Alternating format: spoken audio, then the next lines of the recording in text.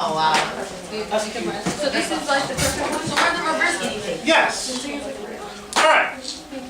The question that we're going to answer today, because yesterday we talked about the crash, or not the crash, but yeah, we talked about the crash yesterday, the market crash and all the bad things that happened. All of those bad things happened in 1930, 1931, 1932, and it begs a question. If you're the guy who lost his job at a factory, if you're the middle class person who lost your life savings, what question are you asking? Well, my grandma money. Will it come back? When will it come back? That you might be kind of intellectually interested in why this happened, what were the causes of the Great Depression, but quite frankly, you gotta go work. And the only way you're gonna go to work is if the economy starts to recover. So what we're gonna ask a question today. How do you stimulate an economy? And this is kind of an interesting lecture in the sense that it's important because what happened in the 1930s, but it also obviously plays a role in current debates today. Because this question, there's two answers. One political party believes one answer is correct, the other political party believes the other answer is correct. Both sides of the question have Nobel Economics Prize winners in their ranks. We are going to look at one side of it today, and then we look at block 9, we will look at the other answer. So this kind of plays a role, not only in history, but in kind of current political economy, political events also. What's the most fundamental two important words when we're dealing with economy? Economy runs completely off of these two fundamental words. Import, export. No. Trade? No. Export? Why not? It was just export. Maybe we just export. All of economics is a conversation about these two words. Supply. Yes! Jason! I saw that. Look at you. Don't say that. All of economics is a conversation, when you get down to it, about supply and demand. Like somebody once said that all of philosophy is commentary on Plato and Aristotle. All of economics is commentary and analysis of different aspects of supply and demand. Who supplies how much, what role is it? It's all about, I want something, somebody is going to provide it at cost. Okay? When you're dealing with an economy, in the modern sense, most economists think that to make an economy that is struggling recover, you can either stimulate the supply side, or you can stimulate the demand side. We're going to call this either supply side economics or demand side economics. What we are going to talk about today, and the way that Roosevelt and his progressive allies attacked the Depression, was on the demand side of the equation. So what we are talking about today is something called demand side economics, or it's named also after kind of its big founder,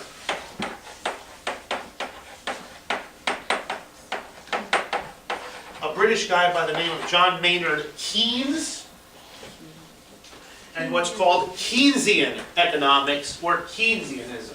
These are terms that you might see. These are terms where if you kind of write this down, you sound smart on the AP test. Instead of saying Roosevelt's New Deal, Roosevelt's Keynesian approach. That's something that the AP people go, oh, that's someone smart sounding over there. That person must know what the heck they're talking about. So these are kind of some good words to know. Demand side economics or Keynesian economics. And this is a very simple concept. We're going to start over here with David of the donut. Actually, no, we're not starting with David with the donut. We're going to start over here. That was David, yeah. Here's Diana, who lost her job in David's donut factory. And here's Matthew, who lost his job at, the truck factory. And Kathy, who, lost her job at the shoe store. And Ruben, who lost his job 5 years ago and has been living in his parents' basement. Oh, In their current in their current economic state, how much goods and services are they demanding? Very little. Kathy used to, when Kathy was employed, once a week, she would go have dinner at Alexis's restaurant. She would buy toys from Leslie's toy store for her children. She would go on a vacation once a year and go to the Karaima's travel agency. And Catherine would go to, I don't know, what else the hell is it? She goes to the spa, every couple months. Once in a while, she goes to Isabel's fancy boutique and buys a new outfit. And she goes, this is her economic life. Now that she has lost her job and the economy is in the toilet, she is demanding less. So, if Kathy is demanding less in the way of toys, and not only is Kathy demanding less, Diana is demanding less, Matthew is demanding less, Reuben is demanding less, what's going to happen to Leslie's toy store? It's going to go out of business. That Leslie is going to look around and say that I have a lot fewer orders, and I have to let staff go, and if it gets so bad, Leslie has to close her doors. If Leslie's store goes out of business, she has little wooden toys, she has to get that wood from a place that manufactures wooden toys. Andrea's giant factory where little wooden toys are all manufactured. If there's all the toy stores are demanding less wood, what happens to Andrea's toy store or factory? It goes out of business, or has to at least cut wages, cut workers, more people are unemployed. If Andrea has less orders in her factory for wood, then she obviously is going to demand less wood to be cut down by Lindsay the lumberjack over here. Lindsay the lumberjack out there in Oregon has been chopping down trees to send to the factory to make into toys, to send to... It's a huge chain. Now that Lindsay the lumberjack no longer is cutting down as many trees, she demands fewer and fewer trucks. And there's more oxygen. We have Julissa's truck company. Julissa's truck company is being demanded of less. Julissa's truck company is not bringing as many trees from the forest to the factory. The factory is not bringing as many finished pieces of wood to Leslie's toy store, etc. And because Julissa is demanding less trucks, Catherine's oil company has to, is not pumping as much oil out of the ground or rubber out of, Malaysia. The point is that Kathy's lowering of demand all the way over here has these massive ripples that work their way through an economy. And because we have less demand, we have less economic activity all around. And it builds on itself. The people that Leslie has to lay off from their job are demanding less. The people that Andrea has to lay off from her job are demanding less. The people that Lindsay, if Lindsay's not cutting down trees anymore, she loses her job. She will be demanding less. Less flannel shirts and pancakes, which I suppose that's what lumberjacks demand most of the time. I should teach you the lumberjack song. I feel like we should just cut off half the conversation. Oh, I'm a lumberjack.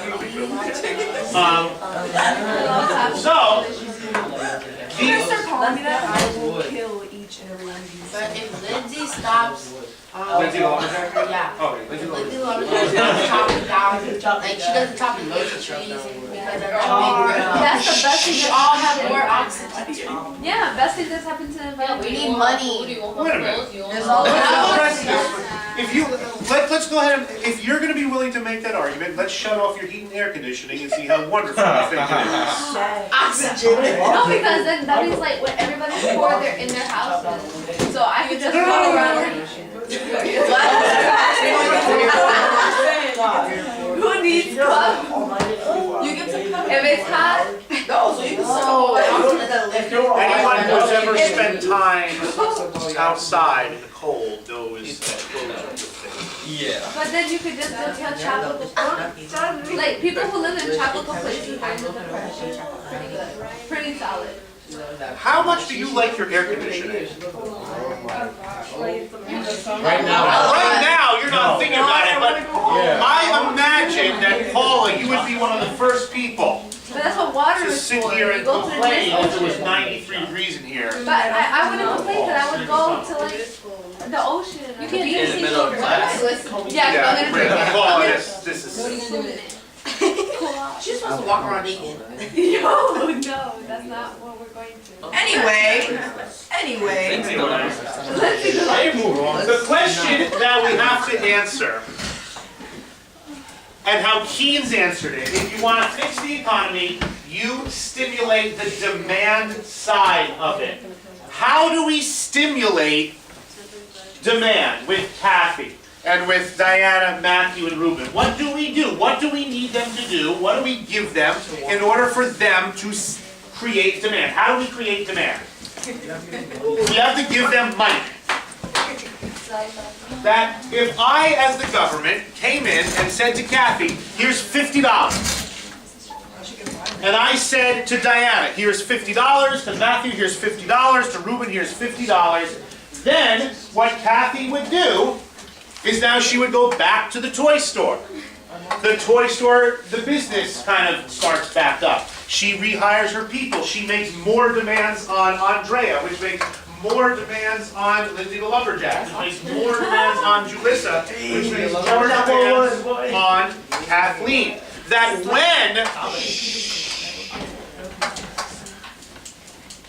when we stimulate demand, all we are doing is giving people what? Money. That's Keynesian economics. What does that money go to? Hang on. That is the question. Hang on. No. You have an answer for that too. Keynesian economics. Come on, Lindsay.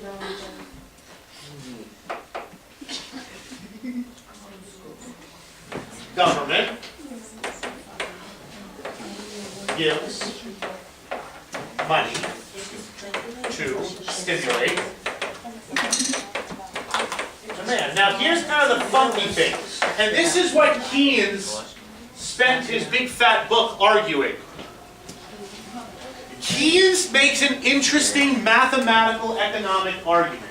Keynes says that if I give Kathy $1 and Kathy spends it at Leslie, and then the money goes from Leslie to Andrea, to Lindsay, to Julissa, to Kathleen, something funny happens with that dollar. That Keynes argues that the economic activity that comes out of that $1 is worth more than $1.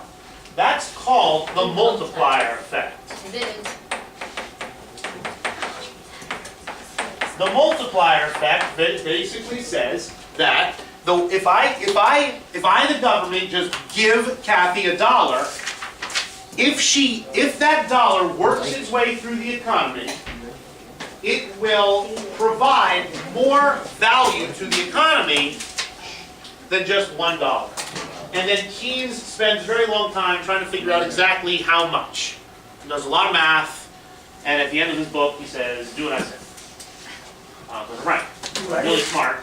You read it this time? I've read excerpts. I've read it up. The math is way over my head.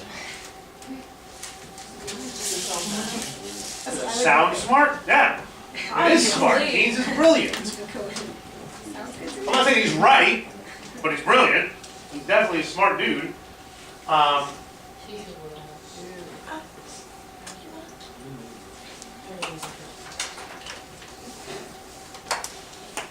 Monica's question was what?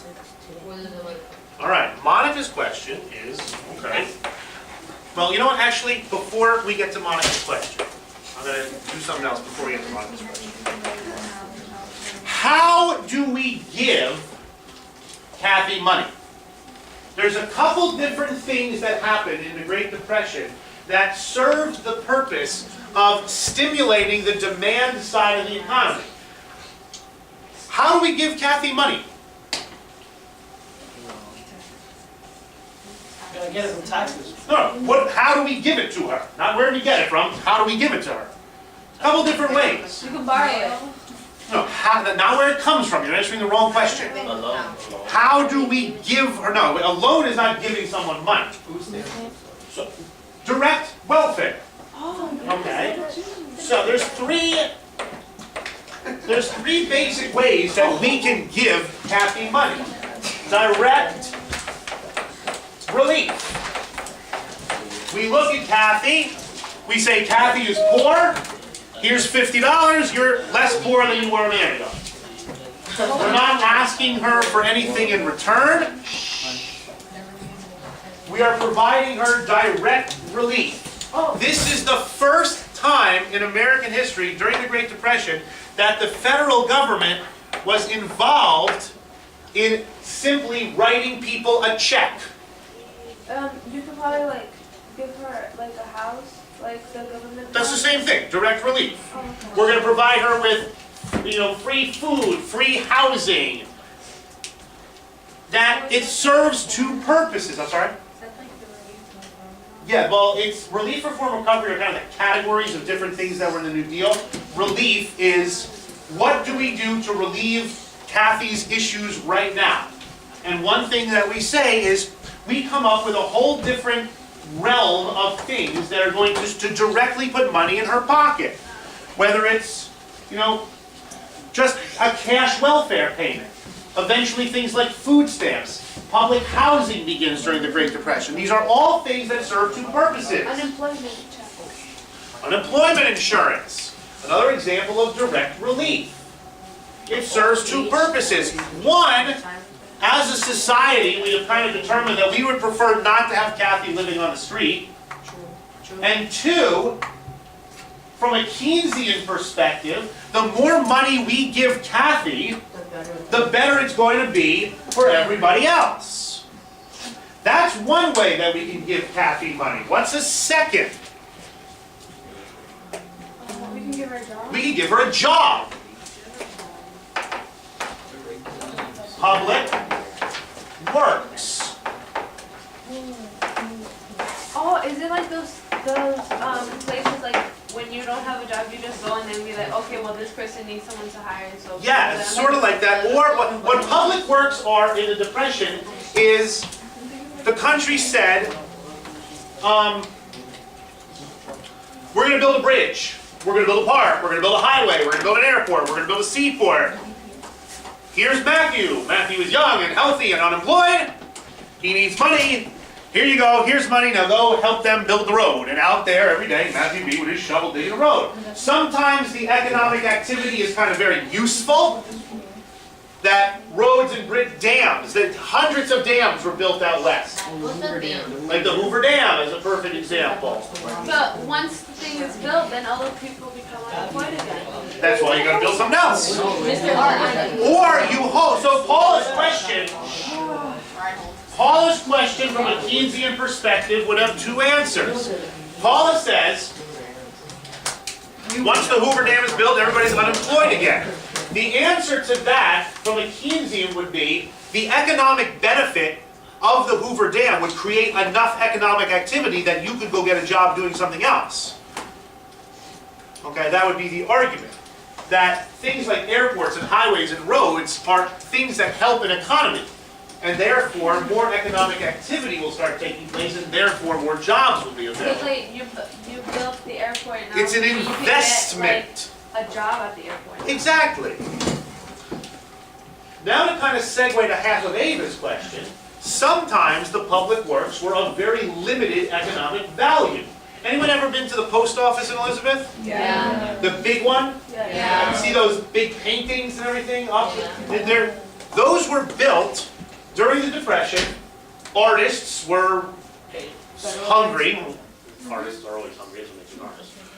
And the government decided that what they were going to do was they were going to pay artists to go around all the public buildings in the country and put up art. There's no economic utility to it. It makes our public spaces look nicer, and that has some degree of value. But the point is not creating economic value. The point is saying to Ava the artist, here's 50 bucks. Go spend it. They really don't care what she does. They say, paint the picture. All right, so she paints a picture because she enjoys making art. But the point, if I hire you to dig a path through the snow or rake leaves, the point is not digging a path through the snow or raking leaves. The point is now you have money. And what will you do with that money? Spend it. Spend it. And that's the point of a Keynesian response. If I gave Kathy $50 from a Keynesian perspective, what is the worst thing that she could do with that? Save it. Save it. Put it in The the bank. worst thing she could do was save that money. We want her spending money. The third means by which we gave people money was things like Social Security. Oh yeah, retirement. Retirement stuff. Again, for the first time, federal government. Social Security comes into effect, I think, 1935. Now we're saying to old people, here's money, go spend it. That's the Keynesian point. Yes, we don't want old people, we don't want old people living on the street. But from a Keynesian perspective, the point is, here you go, Grandma, go spend some money. Because when Grandma goes down and buys, cat food, that stimulates the economy. Someone's got to make that cat food, produce the cat food, market the cat food, transport the cat food, insure the trucks that transport. Cat food is a multi-billion-dollar industry. The more people that are buying cat food, the better the cat food industry is doing. That's the point. That is a Keynesian reaction, Keynesian response to the Depression. Relief, recovery, reform. Just in terms of your AP test, when I set up your notes, I set them up kind of with the 3 R's, relief, recovery, reform. It would be smart of you to be able to intelligently discuss any 3 or 4 relief different things, any 3 or 4 recovery different things, any 3 or 4 reform related things. I'm not going to ask you for necessarily specific, I'm not going to say, what is the Civilian Conservation Corps?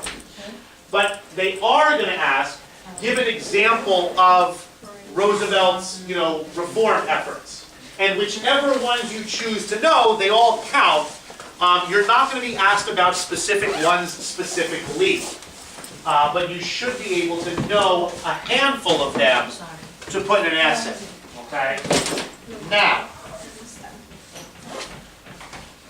to respond to this, to respond to Monica's question, to respond to Ava's question, let's start with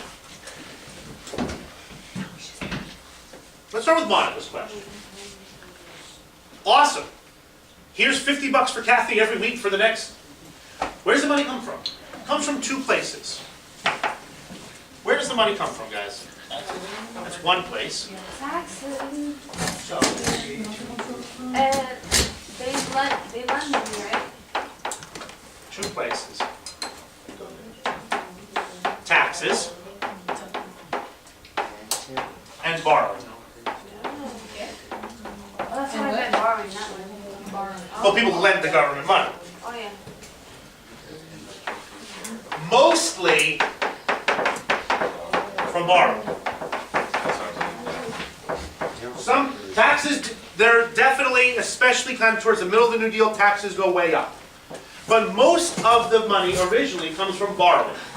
That we went into debt, deficit spending. The government is not like your house. If you have negative $10,000 in your bank account, you can't go buy a car.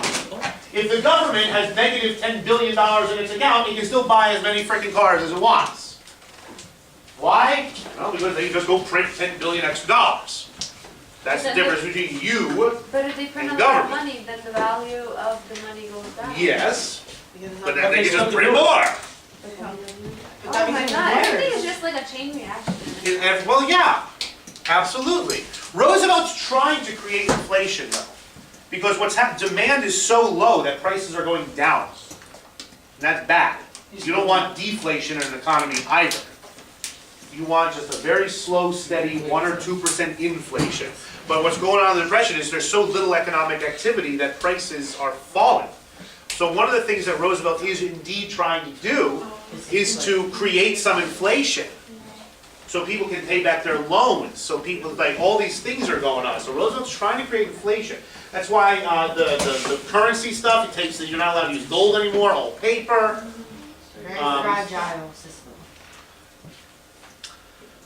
In a way, but in another way it's an incredibly strong system, in the sense that people still want stuff, and they're still, you know, we're allowed to open businesses. So in one sense, Joyce is right, it's fragile, and in another sense, it's very strong. The American people are very well educated, have a lot of social capital, and we like making money.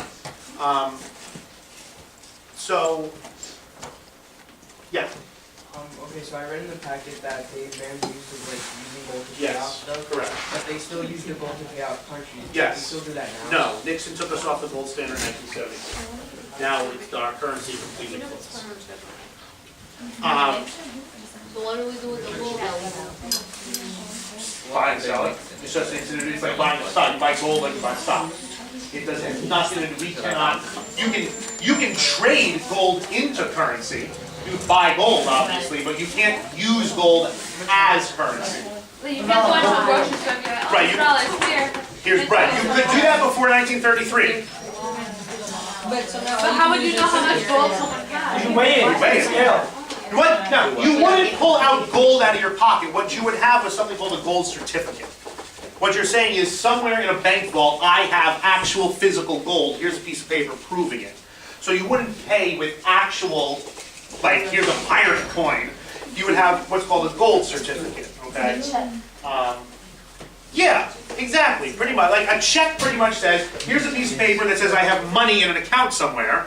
A gold certificate is a piece of paper that says I have gold somewhere. Okay? I thought You they can't did do this that on the school. anymore. No, you can't. Well, why? Why do you do that? To create Like, here, inflation. take my gold now. Roosevelt does that to create inflation. Alright, so anyway, because I want to get to Ava's question.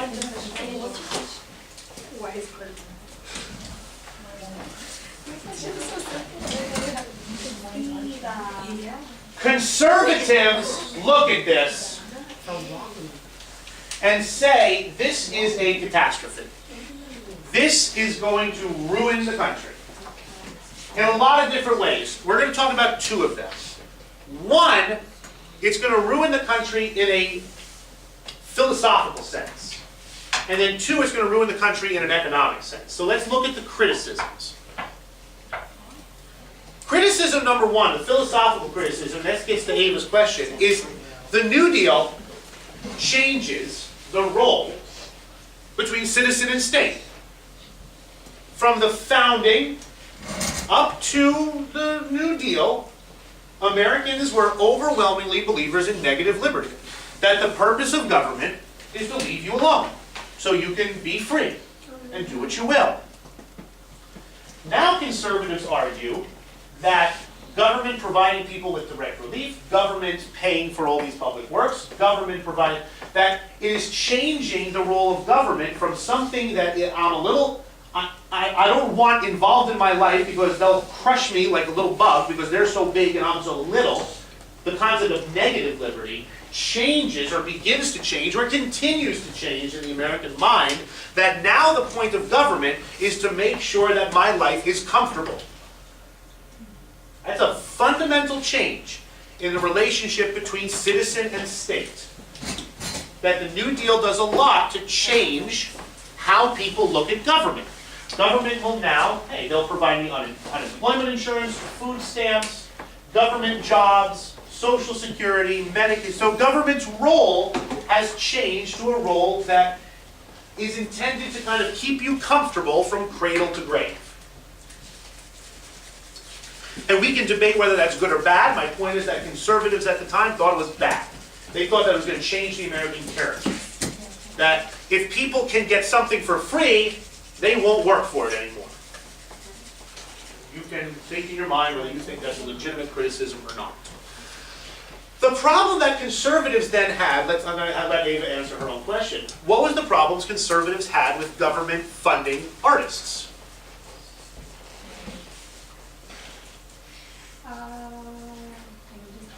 Conservatives, they don't buy art. Oh, it's because what's called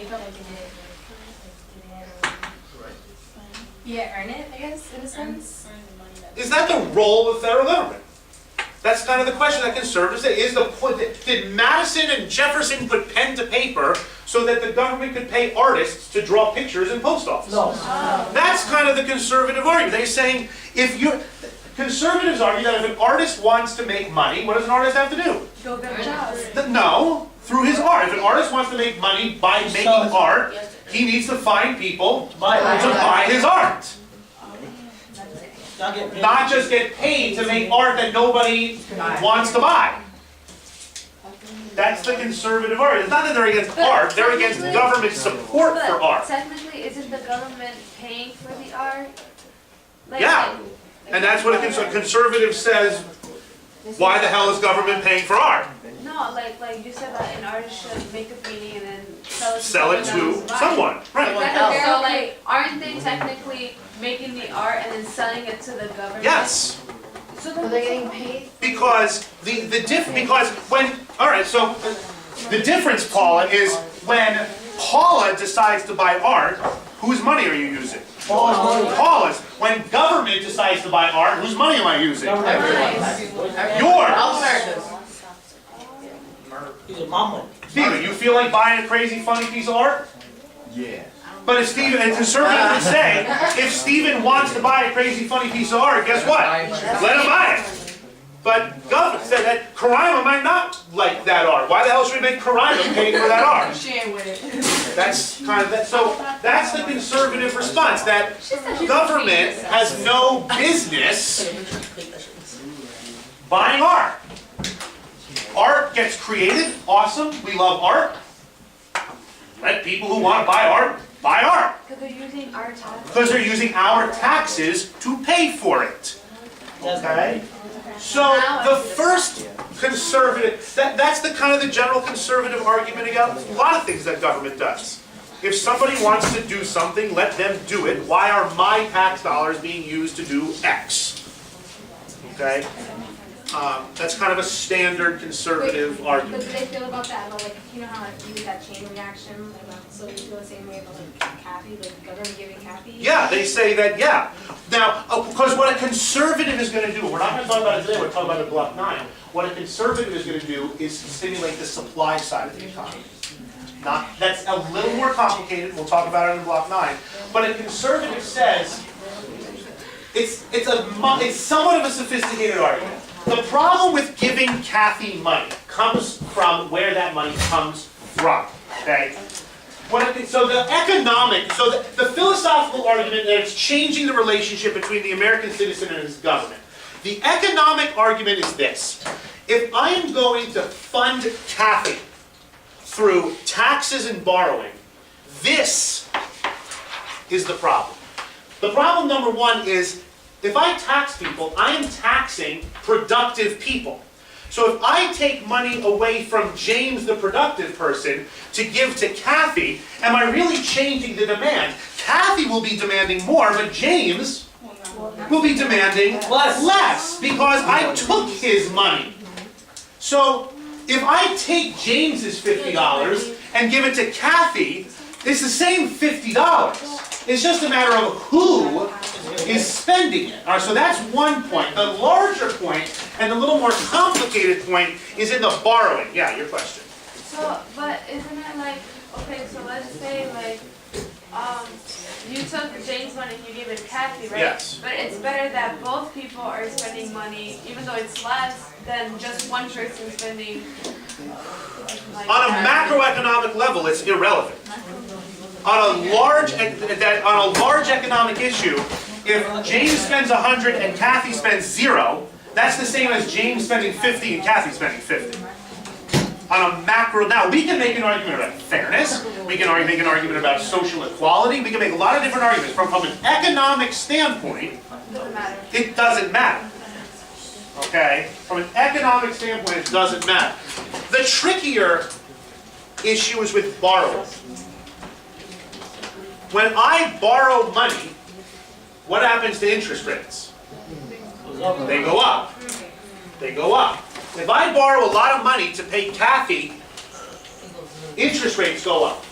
Well, here I am in 1932, paying Kathy $50. In 1962, when Kathy's got an 18-year-old child of her own, what is that 18-year-old child going to have to do? Be successful.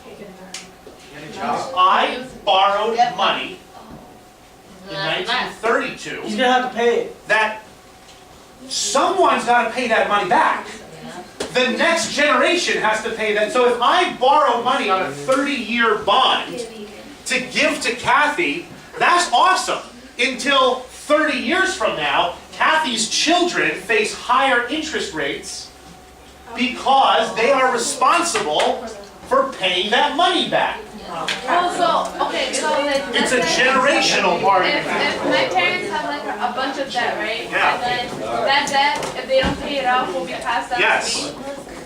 It has to be paid off through their estate, yeah. So what you would do is you would sell your parents' house, sell your parents' car to pay their debts. You don't get out of debt when you die. Oh, I thought so. Your debts get passed, just like your assets get passed on, so do your debts. So if you're saying, let's say mom owns a house and she still owes $100,000 on the mortgage and mom unfortunately drops dead. Guess what? You got to pay that $100,000 as her heir. What you probably do is sell the house. But if you don't want to sell the house, then you are responsible for the mortgage payment on that house. Death does not get you out of your debts. Now, There's no one who has a that goes to the state anyway. The government gets their bit, I promise you. There are two constants. You know what the two constants in life are? Death and taxes. Death and taxes.